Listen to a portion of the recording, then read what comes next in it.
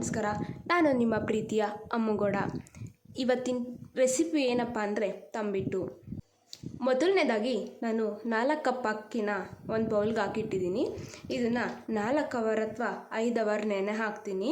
ಇದ್ರ ಫಿಲ್ ಆಗೋಷ್ಟು ನೀರು ಹಾಕ್ತೀನಿ. ಮೊದಲು ಅಕ್ಕಿನ ಚೆನ್ನಾಗಿ ತೊಳೆದು ಅಕ್ಕಿಗಿಂತ ಸ್ವಲ್ಪ ಮೇಲೆ ಬರೋಷ್ಟು ನೀರು ಹಾಕಿ ನಾನು 4 ಇಲ್ಲ 5 ಅವರ್ಸ್ ನೆನೆಯಕ್ಕೆ ಬಿಡ್ತೀನಿ.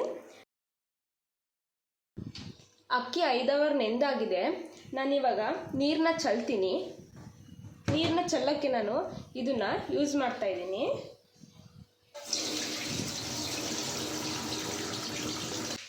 ಬೌಲಿಂದ ಅಕ್ಕಿನ ಜಾಲರಿಗೆ ಹಾಕೊಂಡ್ಮೇಲೆ ಒಂದು 5 ಮಿನಿಟು ಇದ್ರ ನೀರು ಹೋಗೋ ಥರ ನಾನು ಅದೇ ಬೌಲ್ಗೆ ಈ ಥರ ಇಡ್ತೀನಿ. ನೀರು ಇಳ್ಕೊಂಡಿರುತ್ತೆ. ಆಮೇಲೆ ಕಾಟನ್ ಬಟ್ಟೆ ಮೇಲೆ ಒಣ ಹಾಕ್ತೀನಿ. 5 ನಿಮಿಷ ಅಕ್ಕಿನ ಸೋರ್ಗಟ್ಟಾದಮೇಲೆ ಈ ಥರ ಕಾಟನ್ ಟವಲ್ ಮೇಲೆ ನಾನು ಅಕ್ಕಿನ ಹರಡ್ತೀನಿ.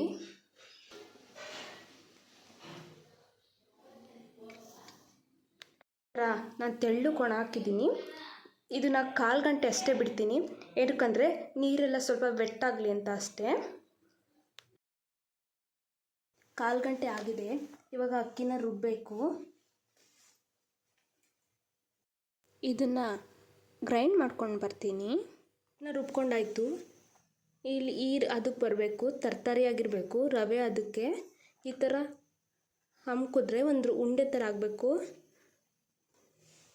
ನೆಕ್ಸ್ಟು ಇದನ್ನು ಒಂದು ಬೌಲಿಗೆ ಹಾಕ್ಕೊಬೇಕು. ಎಲ್ಲನೂ ರುಬ್ಬಾಯಿತು. ಇವಾಗ ಬೇರೆದೊಂದು ಬೋಸಿ ತಗೊಂಡು ಜರಡಿ ಮಾಡಬೇಕು.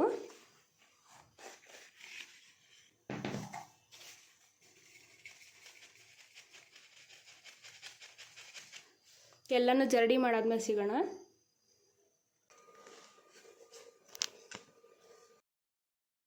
ಜರಡಿ ಮಾಡಿ ಉಳಿದಿರೋ ಅಂಥದ್ದನ್ನು ಮತ್ತೆ ಮಿಕ್ಸಿಗೆ ಹಾಕಿ ರುಬ್ಕೊತಾ ಇದ್ದೀನಿ. ಜರಡಿ ಮಾಡಾಯಿತು. ನೆಕ್ಸ್ಟ್ ಪ್ರೊಸೆಸಲ್ಲಿ ಸಿಗೋಣ. ಮೊದಲನೇದಾಗಿ ನಮಗೆ ಒಂದು ಅರ್ಧ ಕೆಜಿಯಷ್ಟು ಬೆಲ್ಲ ಬೇಕಾಗುತ್ತೆ.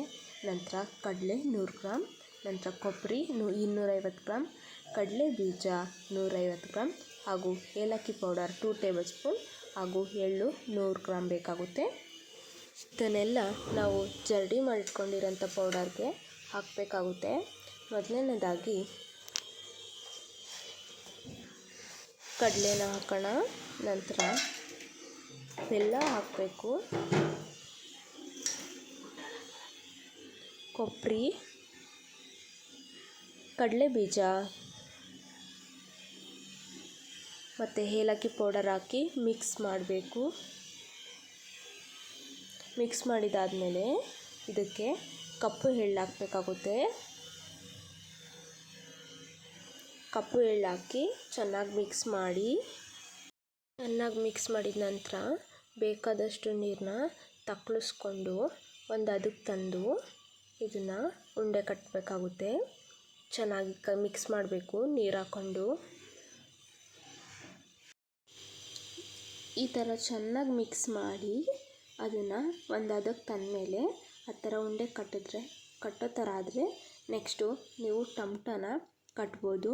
ಈ ಥರ ಅಮ್ಕಿ ಆ ಉಂಡೆ ಮೇಲೆ ಪ್ರೆಷರ್ ಕೊಟ್ಟು ಟಮಟನ ಕಟ್ಟಬೇಕಾಗುತ್ತೆ. ಈಗ ಟಮಟ ಕಟ್ಟಾಯಿತು. ಅದನ್ನು ಎಲ್ಲನೂ ಕಟ್ಕೊಬೇಕಾಗುತ್ತೆ.